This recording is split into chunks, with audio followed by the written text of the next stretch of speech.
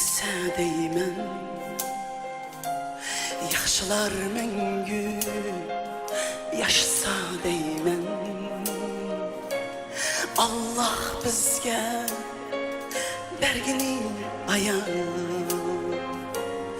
fakat ölümden habersiz insan. Yaxşılar çalğan sazını sevindim, yaxşılar inqan mumni sevindim. Yaxşılar ketdi, kalırsiz niçin? Dua kılaylı yaxşılar üçün.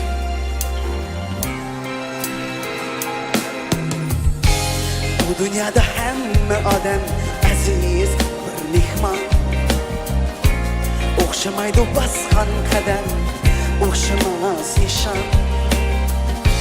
Rahimsiz təqdir, qadirsiz ayar. Azizlar ketdi, məngüge azar. Yığladım qalğan arzular üçün, yetmeyen məqsəd armalar üçün. Yaşlılar izi yanduran şirar, insanğa ayan hayat bir sınav.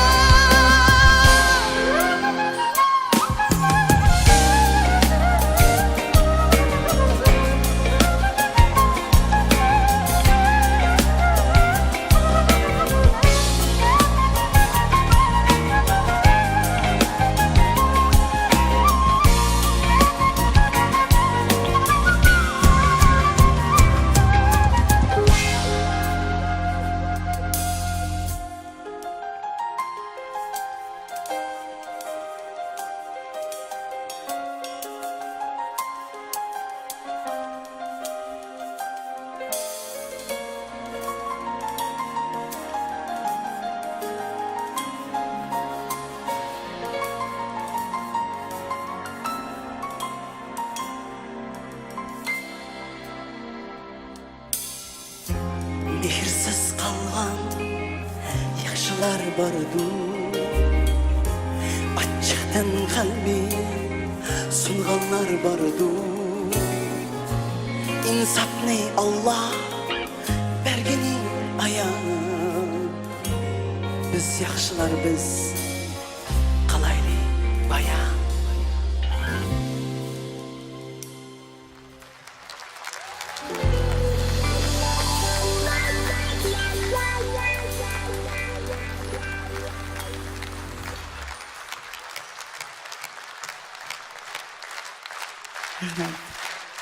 Rahmet.